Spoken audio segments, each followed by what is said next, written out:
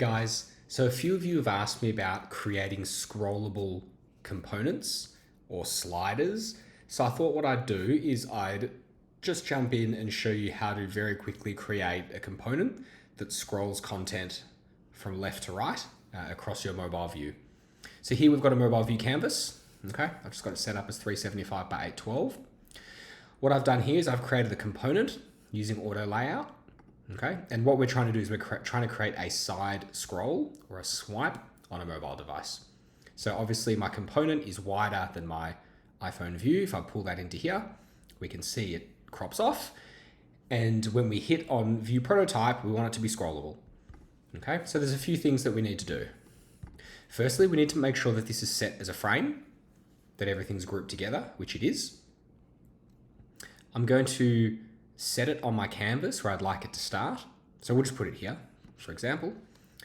Whilst it's still selected, there's this option on the right-hand side called clip content. So we're going to tick clip content.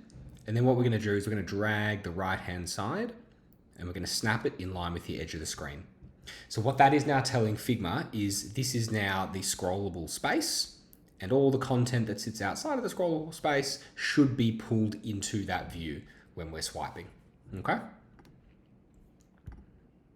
So when you hover over, you can see it's got the dotted line around that area that's clipped. So you can still see the mask of where your content is. And we've got this now sitting in our stage. So now I'm going to click into this frame. You can see I've got the frame selected here.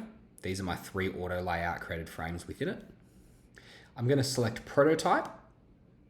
And here under scroll behavior on the right hand side, next to overflow, we're going to go horizontal. Okay.